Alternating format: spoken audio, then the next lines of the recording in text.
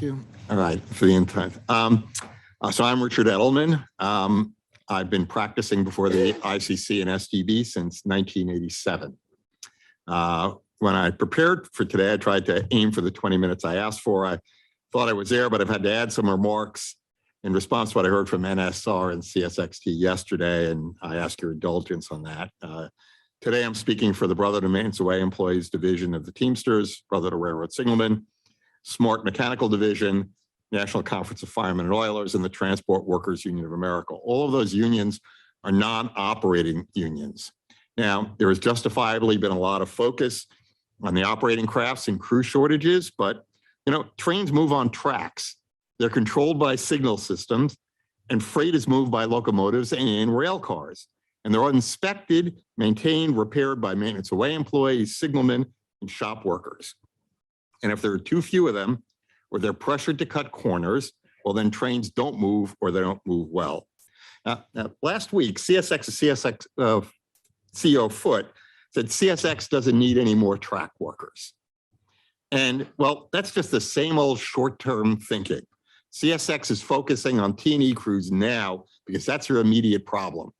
But if they don't, bolster their non-operating crafts, they're going to run into other problems later. The unions appreciate the board holding this hearing on freight rail service problems because the situation is reaching dire levels, as everybody has said to you. As a result of this new business model called precision scheduled railroading. And Marty, you left with a question and I'm going to answer that. What is precision scheduled railroading? It's branding.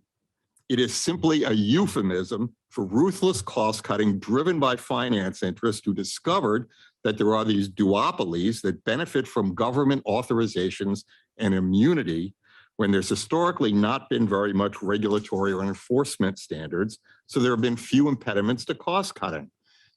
The focus on scheduling is a distraction. The real issue is the institutionalized cost cutting under the name of a scheduling device. And if it was about scheduling, well, why did the railroads cut maintenance away and signal employees? They're not involved in when the trains move. This is also a blue skies business model that operations and infrastructure will always be in optimal conditions. And that's just delusional. Yesterday, Norfolk Southern said the period of 2018-19 and the current periods are completely unrelated. But here's the thing. In 2019, and NS's self-praise of that was based on a plan with no cushion, that everything would run optimally. And now the pandemic, yes, that's a very big problem, but they weren't set up for any problem. And NSR and CSX, they talk like they were providing great service in 2019, and then there was a pandemic that messed everything up. Now, some of us were around back then. Well, actually, most of us were around back then, and we all know that that's not true. And we were all talking about service problems. Employment had already been dramatically cut, and they were having these problems. And it was actually in January of 20 and February of 20 when I started reaching out to shipper lawyers who I knew from the big merger transactions to say, this is what we're seeing, what's happening to your clients, and these two things are related, and we all knew it. So when the carriers say there's nothing wrong with scheduled railroading as an operating plan and that the critics are off target for attacking scheduled operations, they're just deflecting, because the problem is not inherently with a scheduled railroad, but with a ruthless cost-cutting business model, of which inflexible scheduled railroading, that's just a part. And it puts operating ratio and returns to investors as a first, second, and third priority, and safety and service second.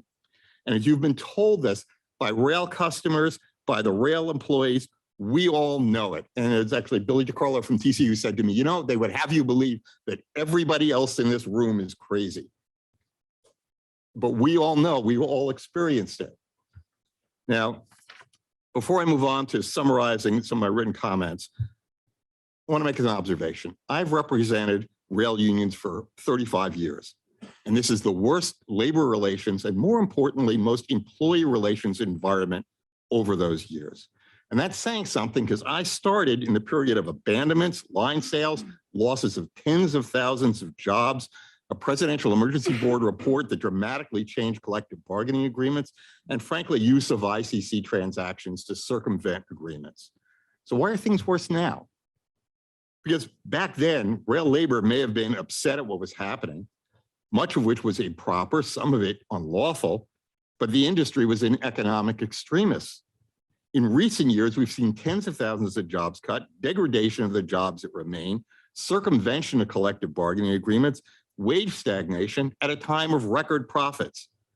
As shown by our economist, Thomas Roth, since 2004, since the implementation and full integration of the big mergers, the class ones for real profits have increased 479%. The composite stock prices of the big three publicly traded class ones increased 1,359%. I actually put an exclamation point, which I don't normally do as a lawyer, but oh my God, that's a 4-digit percent increase. Profits per employee increased 979%. By comparison, during this period, real wages are only up 14%. Now, yesterday, Ms. Sanborn from Norfolk Southern, I'm pointing because she was over there, said Norfolk Southern talked about a balance of how resources are allocated. Well, that's just words. What I just read to you, that's how they do the balance. Now, all of this escalated as the class ones moved to the new business model. And stunningly, it continued into the pandemic. Since the start of the pandemic, traffic has returned to 97% of 2019 levels, but employment is down 19% from December 2009 to the present. 97% of the car loadings, 19% lower employment. The class ones have attempted to blame the pandemic for their staffing problems, saying, we're encountering the same problems as all of these other businesses. Mr. Foote compared their problems to the difficulties that Starbucks is having baristas. Now, my daughter applied for a job at Starbucks. They gave her a couple of hours of training. That's a ludicrous comparison. Whatever the difficulties other industries are having filling positions, most didn't go on a job cutting spree prior to the pandemic. The staffing problem is not something that happened to the class ones. It's a problem they deliberately created. And I wasn't going to dwell on this given, the chairman's request that we not be repetitive, but I heard the railroads repeat this lame deflection yesterday. And I can't let that go by unanswered.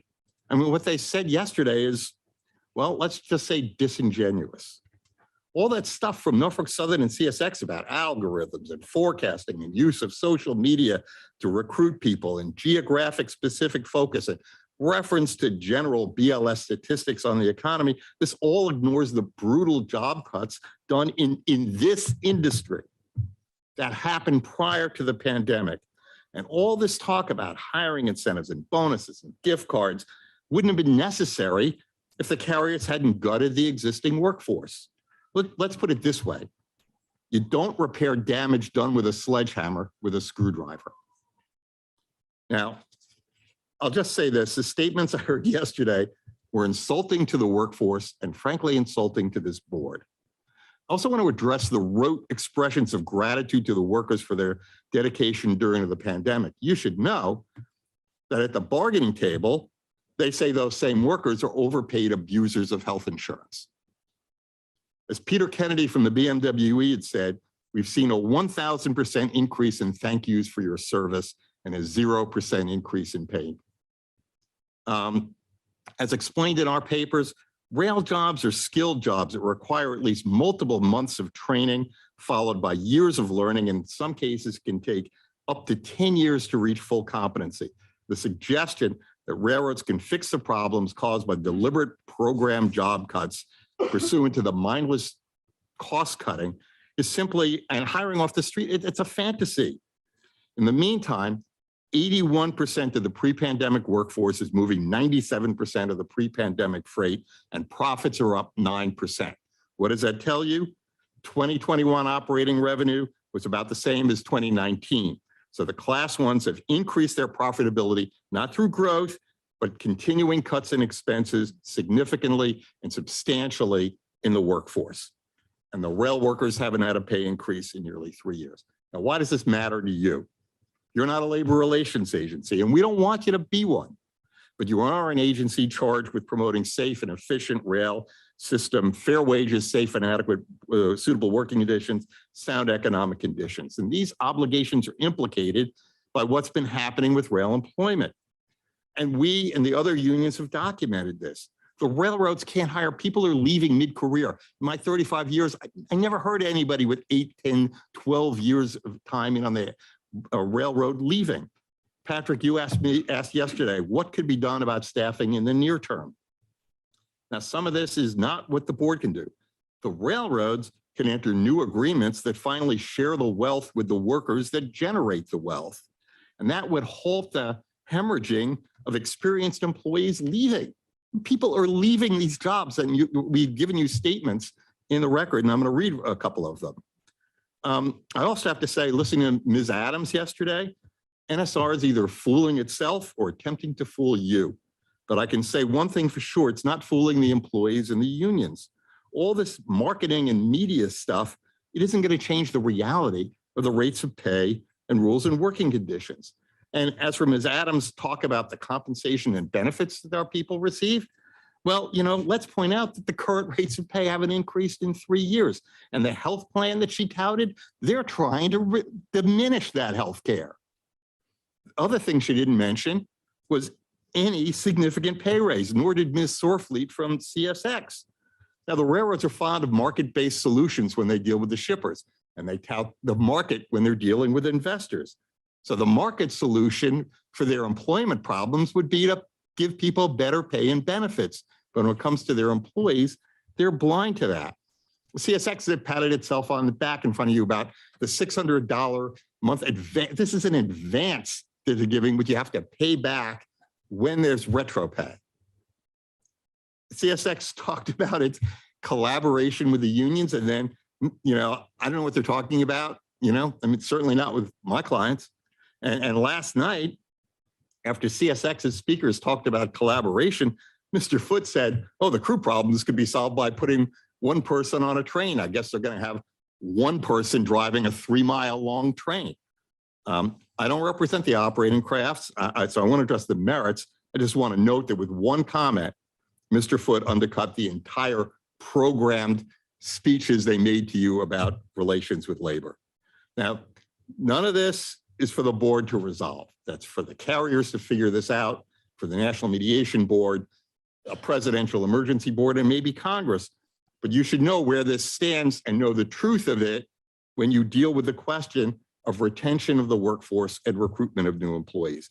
I didn't want to spend so much time talking about bargaining at all, but after I heard yesterday, I had to answer that. And you should know it's not just the wage stagnation. It's the degradation of the job since implementation of the cost-cutting business model, pressure to cut corners, to rush through inspections, defer maintenance. Every craft reports this pressure. I was at a meeting at the FRA about 3 years ago. We went around the room. Every craft said it. I said when we left, the people of the FRA, they probably think we all rehearsed this. We didn't. It was completely spontaneous and contemporaneous. We all said the same thing. Anybody who denies that this pressure exists, that proper inspection and maintenance and repair standards aren't being discouraged and sometimes actually suppressed is ignorant, being misled, or dissembling. I struggled about how to say that. I try to avoid hyperbolic language, but as my father's told me, sometimes you have to call a thing what it is, except he used a little more colorful language than that. And you can see from the statements that we've provided you, the workers that we represent are anguished by this. You can see the pride these people have in the quality of their work and their commitment to doing the jobs right. And Patrick, yesterday you said, well, what can be done to improve retention and recruitment besides pay? Well, one thing is start treating these workers with the dignity they deserve, respect their skills and dedication, and stop the abuse of the workforce, because people are leaving because of that. And I want to say thanks to Mr. Dillon, who got it. He got it. The people running the railroad today, they don't. And too many high-skilled and dedicated workers are leaving. So, we've given you, I'm going to try and move quickly, surveys of, for example, the BRS survey. says 93% of their local officers reported that the new business model has affected their workloads. 57% say their territories have been expanded, they can't keep up. The maintenance away, 87% said working conditions are worse today than 5, 10, 15, 20 years ago. 91% attributed that to PSR changes. 65% explicitly cited reduced manpower, pressure to cut corners. 71% said safety has been compromised. BRS's president, Michael Baldwin, who's here today, reports that signalmen say they're pressured to cut corners, ignore or defer repairs, and to not work to the standards to which they were trained. BMW's director of research, Peter Kennedy, reports members are in reduced size work crews that can't work in the larger territories. They're under pressure to defer repairs. They're working too many days of overtime. Smart Mechanicals, Larry Holbert reports annual locomotive inspections used to involve 200 to 300 tasks. Now they're down to 50. You heard talk about locomotives. All of these shopcraft people have said their railroads are cannibalizing parts. The locomotives are in storage, so if they wanted to pull them out, they wouldn't even be serviceable.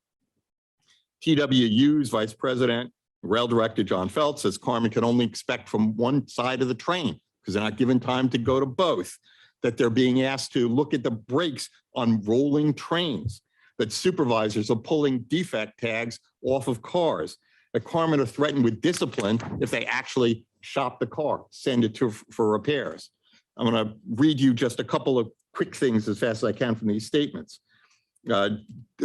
Signalman Jeremy Farr, I've witnessed multiple coworkers resign from the industry out of concern of the current indifference for employees being overworked, understaffed, management's neglect of safety concerns.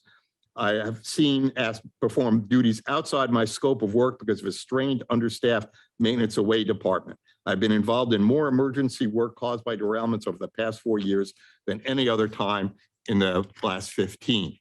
Dan Jacopino, the new larger territories are not sustainable for the long term. It's only short-term gain for the company. It forces us to complete only required tests, move to the next location. This leaves no time for routine maintenance to perform other duties. Garrett Childress of Carmen, people are being pushed to just to not do their job correctly. Those who do it correctly are criticized as being inefficient. They're watched, scrutinized, disciplined. People are being, we're short workers. We're forced to work overtime constantly. There are quite a few who work 16-hour days, 5 days a week. Eric Nelson, a maintenance away worker. Management doesn't care. We couldn't get time to make repairs, or there are no parts or no money to pay the crews. We almost can always, every single time, pick the next derailment location.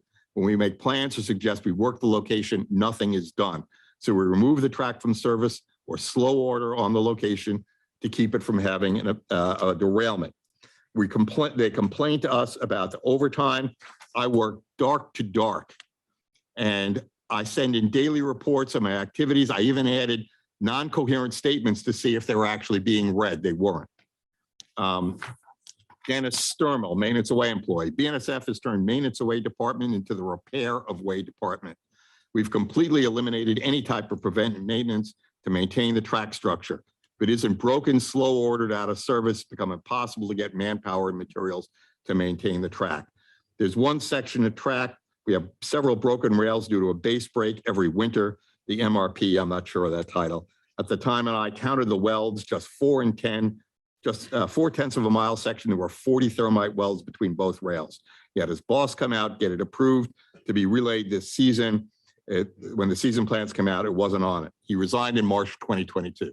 I'm going to tell you, I've met this gentleman. I've talked to him a number of times. He was a skilled and dedicated employee of BNSF, and you guys ran off a valuable employee, and you'll regret it. We want to talk about the Amtrak train that got stuck in the snow. All of us here in DC, we all remember that. And Amtrak took a lot of heat over that. But you know what the problem was? That CSX hadn't put a brush cutter through that territory in like 3 to 4 years. And they'd have the maintenance of way crew there. The train couldn't get through because there were tree limbs downed on the track, and they couldn't clear it. Last thing, a member statement. Actually, this is from BRS Vice President Tim Tarrant. went to a meeting with the top executives at CSXT, and he talked about the difficulties being faced by signalmen under the new business model. He talked about instability of positions, irregular work hours, disruption of personal life, increased size of the territories, inability to do all of the work in the territories, just do the FRA required tests, trouble tickets, which are defects, being deferred, pressure to cut corners. At the end of the meeting, Executive Vice President CSX, Ed Harris, responded and said, it was true the CSX was asking its workforce to do more, and if they did not like it, maybe CSXT is not the place for them to work. That's the attitude of the current management under this pressure. So what's the board to do?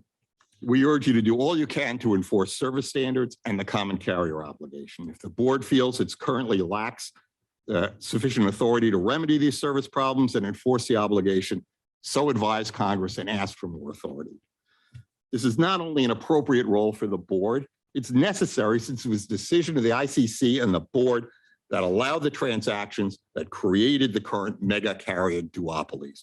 I was there for those merger transactions. Those authorizations were predicated on findings that the transactions would be consistent with the public interest and applicant projections that they would provide better and faster service, savings would be passed along to the shippers and the public in general, economies of scale would be available.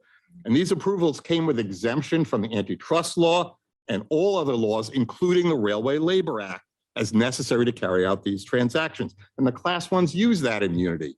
And they did it to modify their collective bargaining agreements without compliance with the Railway Labor Act. This too was justified as in the public interest. And for a while, there were public interest gains.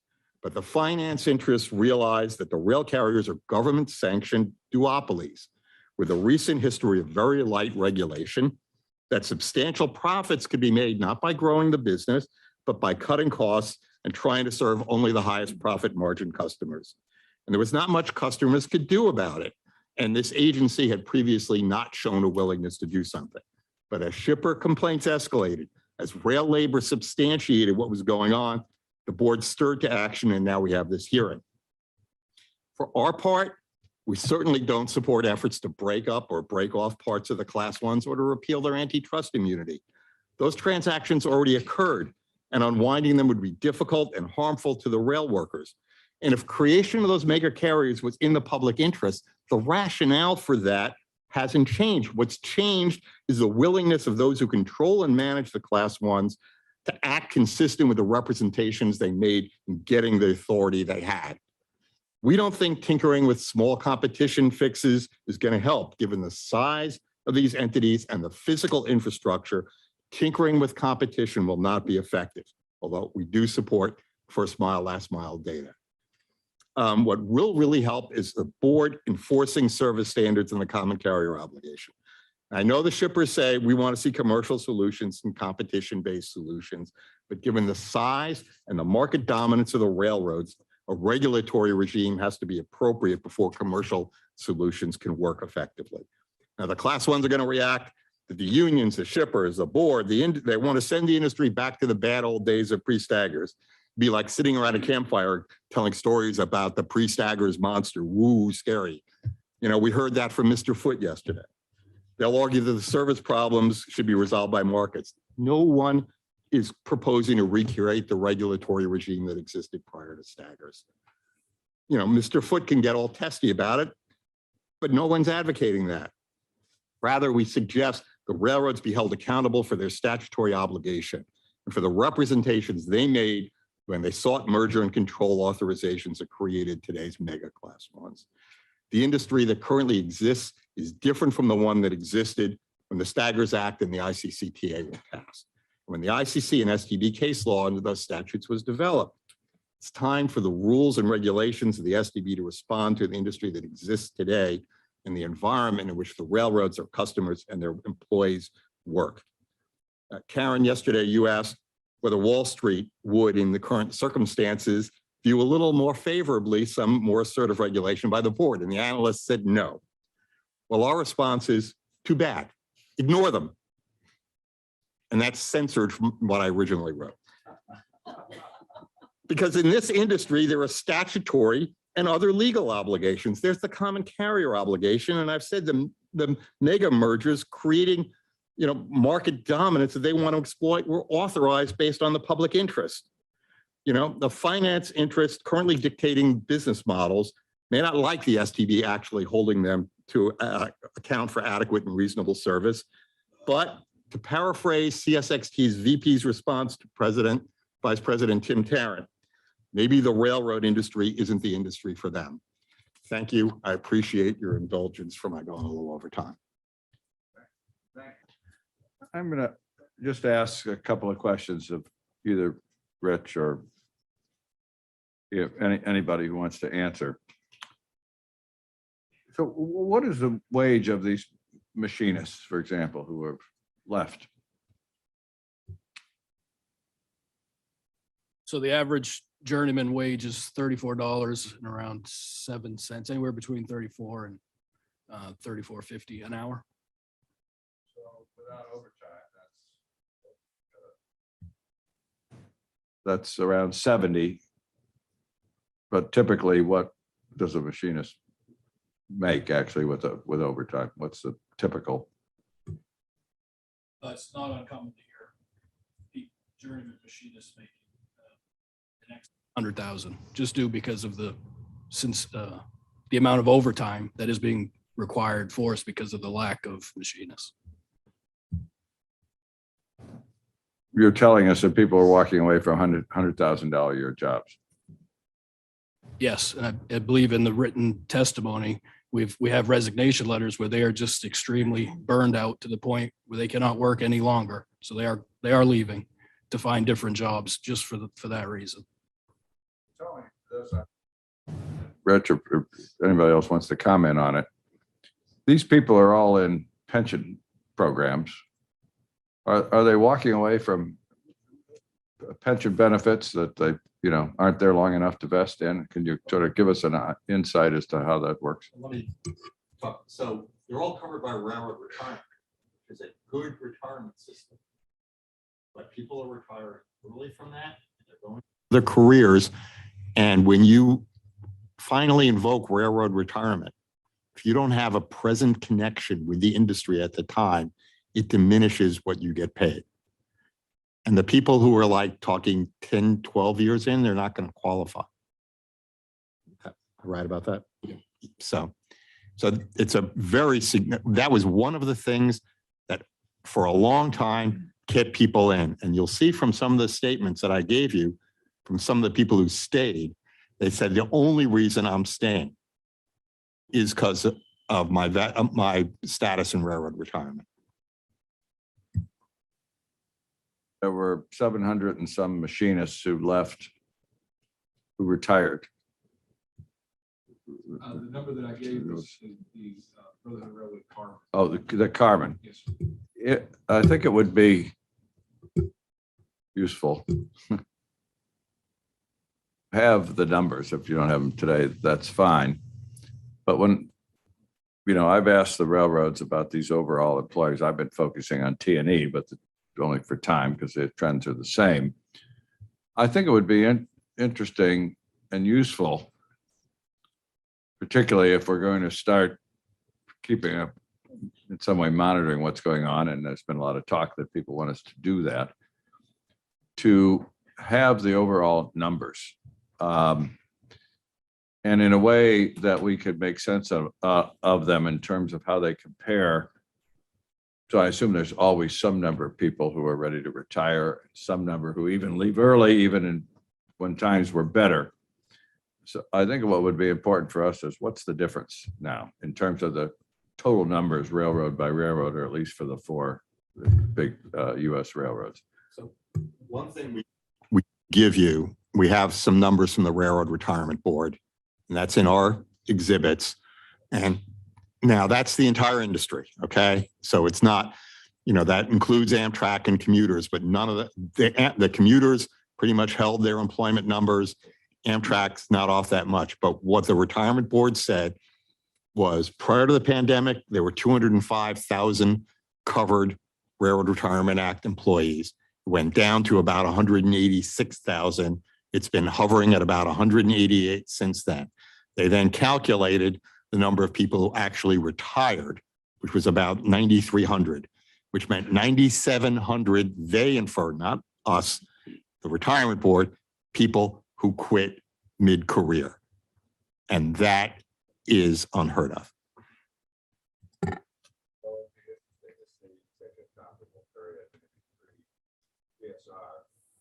What those numbers look like so we could compare it.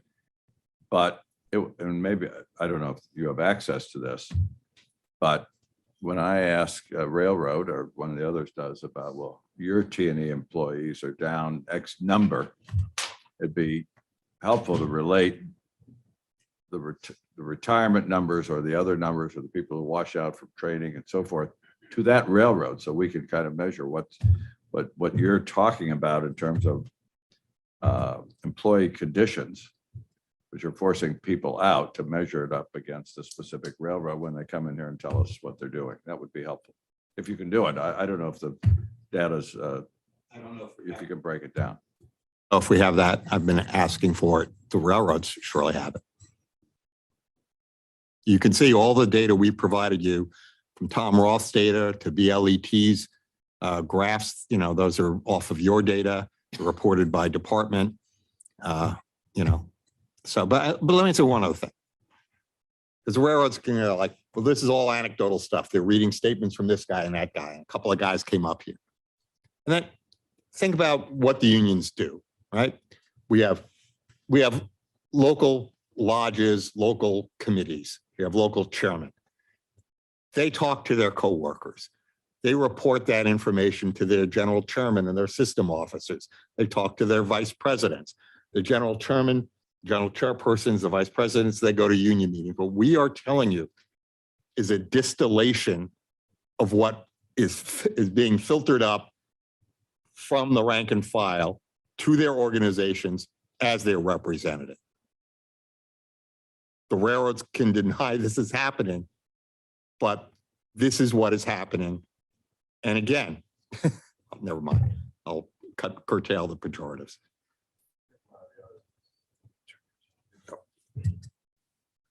Yes, Mr. Chairman. When I was hired on the railroad 42 years ago, our members would stay at this job. 90%, 97% of the members would stay until retirement. There wasn't a big turnover. This was not a job. This was your career. This was the last job you obtained. Our members stayed there until retirement. As you said, the rail retirement pension was one of the best pensions.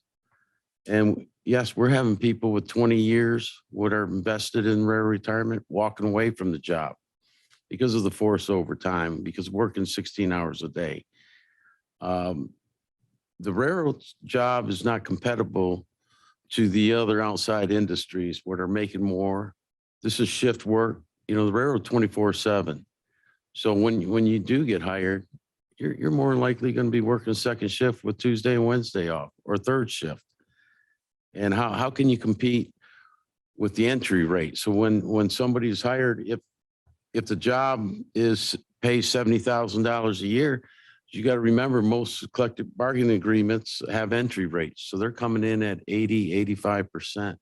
So they're making 60,000 or less and working third shift and away from their family. Yeah, they can make over 100,000 because they're there 16 hours a day. But it has changed. I have seen a lot of changes in my 42 years on the railroad. One other thing, you know, in 2015, the big thing, I mean, Karen, you may remember this, and with APTA and other organizations, is what is the future of staffing for these industries? You know, where is the future workforce going to come from? And all these conferences, everybody was talking about it. And then through PSR, the railroads wiped out all the junior people. All those people are gone because they were low seniority, and they're gone. This was a crisis in 2015. What is it now? Yesterday you asked about, what about the situation of the diversity in hiring? The IBW, they told me they had 10 women hired at the Altoona shop. Only 3 of them are left now. So, you know, what is happening is beyond the current crisis is what is the future of these crucial positions in running these railroads. And the other thing, which they don't get, is skills and expertise are transmitted by senior people. They set the standard for the junior people. It's not just companies giving them computer training programs to learn how to do stuff. You learn to do the job the right way. And that is gonna also be seriously hurt because this they all want to talk about training. They have a viable system with senior respected employees teaching the people who do this job how to do it right. And that's being eviscerated too. Trick, and then Robert. Robert, you want to go? You have some questions? I do. Just getting this technology up and running. Can everybody, you hear me? Okay. Again, all-star panel. And I want to thank you guys for being here. You know, there's going to be, we got the next panel coming up. I know there's going to be talk about their employment attendance, their new attendance policy called high vis within BNSF. Can you comment on what effect that has had on labor and what you think it's going to have, what effect it's going to have on hiring and retention going forward? Robert, and I hope you're feeling okay. So right now that policy is being applied most heavily to the operating crafts, which none of us here represent. So I don't know if there's still anybody here from SMART or BL you could talk to it. Okay, but so that, you know, you could get that answer there. But look, basically, that's a policy of saying we can't retain people, we can't hire people, so whoever's here is going to work all the time. Yeah, I mean, do you see that policy actually bleeding over to you guys at all, or? Sure, I'm sure they will. Yeah. Okay. And my last question for Matt. You know, you said that again, I believe you said second generation railroader. Is that correct? Yes, sir. And I'm the gentleman next to you. I'm sorry. No, not Rich. My camera's going crazy right now. I can't. I'm focused on Karen. I know that. There we go. Next to me is Don Grissom. Don, let me ask both of you. You know, you guys have both had great careers, and you know, you guys were brought into the railroad obviously due to, at the time, you know, the career, as you said, what it offered. Sitting there today, if you guys were coming in and looking at the railroads today, would either of you consider a career joining the railroads now, knowing what you know now? No, I don't think so. It's it has drastically changed. The morale is, you know, it's beyond low. But I think what's probably the best telling with that is all of the incentive programs that the railroads are coming up with to try to encourage their current workforce to refer people for employment. And if you follow much on social media, I think the railroads have a hard time finding current members of their labor force that want to recommend their peers to come into this work environment. And I have to agree with Matt. I believe this is the only industry what trains you how to inspect a car, to find a defective car. And when you perform your work, they want to fire you for it. And the intimidation and the scare tactics is, you know, we're not in the business of repairing freight cars. We're in the business of moving freight. But under the federal regulations, they have to be repaired. If there's a defect, what's going to cause a derailment, this is our craft. This is what the railroad trains us to do. And then when we do our job, they want to charge us. And there's cases where people have been taken out of service. And we eventually get them back through the arbitration after 2 years. But meanwhile, 2 years, they're out of work and they're not paying their bills. They might get back pay. What do they do for them 2 years? And then this intimidates everybody else from doing their job. And this is the day-to-day activities what we go through. Let me ask you, especially, the fact that you guys have done what you've done for so long, and obviously you love what you do. Would it be fair to say that it's painful for you to even say that you wouldn't join today, considering that, you've been in it for 40 years and, for as long as you have been? Is it fair to say that it's painful to see this transition? Well, it's painful to see the transition, and it's that pain is, it's most noticeable when you are on the shop floor or in local lodge meetings and you're hearing the real life stories of the continued degradation of the workforce, just continued abuse of excessive overtime, forced amounts of overtime, inability for people to have a work-life balance, and people, you watch them walk away from what were prized careers. That's absolutely painful. And not only hearing from our members, but the members' spouses are now calling us and complaining about everything. We never heard from the spouses before, but this is what we're hearing now, all the complaints and the long hours and unsafe and the fatigue they're going through. I appreciate that. Thank you. Patrick, just let me make one observation and then go ahead. I think you folks probably can't answer it. If there is time, we may not have time, and I know the smart guys are still there.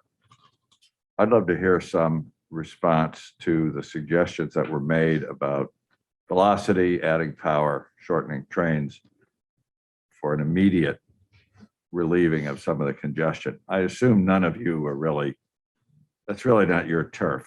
So I see them here, stay there. I don't know how much time we're going to have at the end of the day, but if there's time, I'd like to call them back up. So I just wanted to give them a heads up. Patrick, you had some questions. Thank you. Focusing on the use of our authorities, which Rich, you clearly and appropriately differentiated. I think I heard you say that use of competition authorities would be tinkering, which I take to mean is not very, very effective. In your view, are the reasons to think that use of competition authorities could be counterproductive in this moment or harmful to the long-term future of labor on the rail network? Or is it just that it would be not that effective? First of all, some of the competition people are talking about would actually adversely implicate existing collective bargaining agreements that would be complicated. But beyond that, I think it'll give people a false sense of security that something's being done. And I personally, and I'm talking to a lot of rail workers and officers, they don't think some of those remedies are really going to work. And it's really not addressing the problem. The problem is, again, I went through all these merger cases. I read all that stuff. I sat through the depositions of all of those operating plan witnesses and all the grand plans and how it was going to be great. And, there were reasons to create these giant entities. And then some of them were valid, however painful it was to labor. But, it's being exploited by people who don't want to do rail service. And, I had a little time this weekend through reading. I read this book, Iron Empires, Robber Barons and Railroads. And it really resonated a couple of ways. One is if you switch out robber barons and switch in hedge funds and private equity, it all clicks into place. And you see them talking about the railroaders I was going to read it, but I ran out of time, pride in their work in doing this. And the problems of workers being forced to do too much work and feeling unsafe. And and so to get back to answering your question, I think that those things are going to work around the edges. And as I said, I understand their preference to be able to deal with commercial relationships and resolve those disputes. But if you don't have a proper regulatory environment, if they're not providing the base level of service, that they don't adhere to the basic notion of common carrier, they sit there and basically say, hey, shipper, up that branch line, serving you doesn't meet our OR profit margin, and not recognize that that's too damn bad because they have a common carrier obligation. They're supposed to serve them. That branch line is part of a network that generates the traffic that moves over the trunk line where they do make more money. If that basic principle isn't applied, being able to, in occasional bunch of places, be able to move from one railroad to the next isn't gonna remedy the problem. Oh, sorry. Well, when you say adverse effects, does that extend to operating and non-operating crafts? Well, if we're talking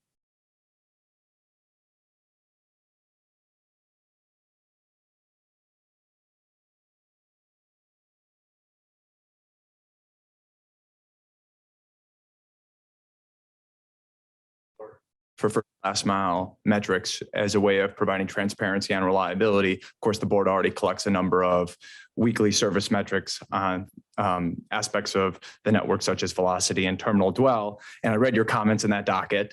I'm wondering if I should hear your comments today and read your comments in that docket as also indicating support for car trip plan compliance metric, or is it your view that first last mile is the primary missing piece? And if we're making an assessment of value to burden, that's really where we should be focused. going to opine about the car trip, whatever you just mentioned, because I don't know enough about it. But I do want to say on first mile, last mile, I mean, and really to echo the comments of some of the people that came before me, right? They don't care when traffic moves from one terminal to another. And as I said in the comments, what do the railroads sell? What do the people buy? They don't buy movement of trains across the system. They buy pickup and delivery of cars. And that's what the railroads are supposed to be selling. If you want to know whether they're actually doing their job and they're meeting their obligations and providing real service, I think that's a valuable thing. The other thing I'll say, I listen to this and, look, maybe I'm a union guy here, corporate speak. I go, look, but transparency, accountability, you know what we need? I actually agree with the gentleman from the Knit League. You need some basic definition of what it is. You need standards, and they need to be held responsible to them.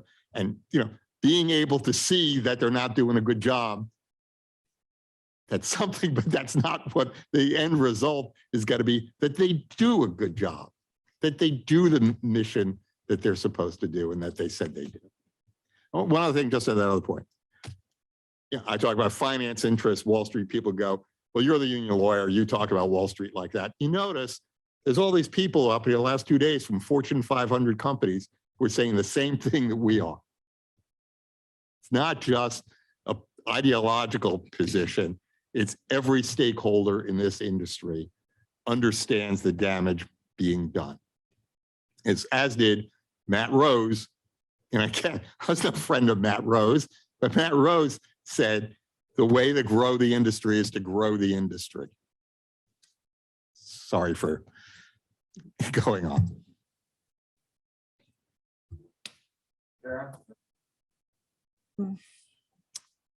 Rich, I realize we don't have any representatives of the passenger rail community here because we're focusing on freight service. But I would be interested, you may not have them at your fingertips, how the experience with respect to resignations and hiring, how they differ at Amtrak and the commuter railroads. Have numbers like that at my fingertips. I did talk to clients who, that they're not seeing that.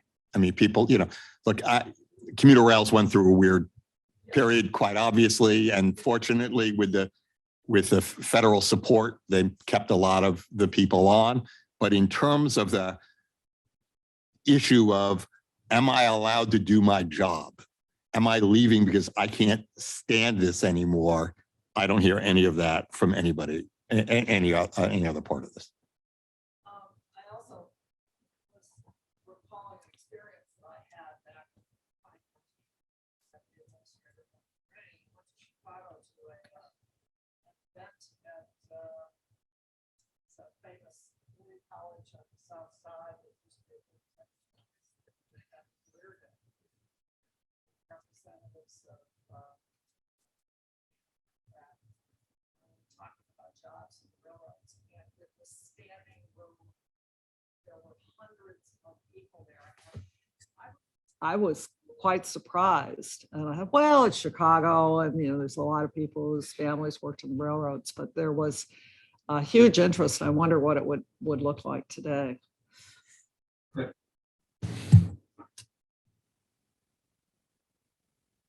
Any other questions?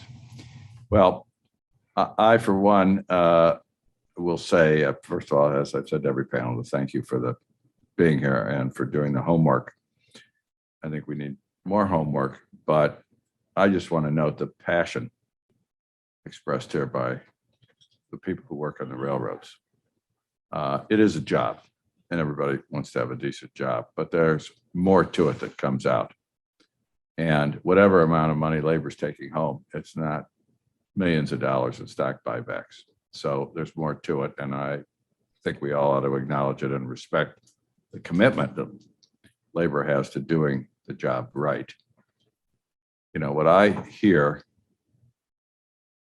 is you're going to get paid $34 an hour, whether you inspect the car in 1 minute or 3 minutes.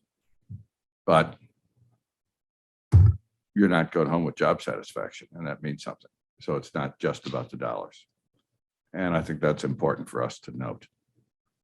Because, you, as somebody said, you got 1,000 thank yous, but no wage increase. But the truth is, the country does have to thank you, because if you weren't out there, it wouldn't happen.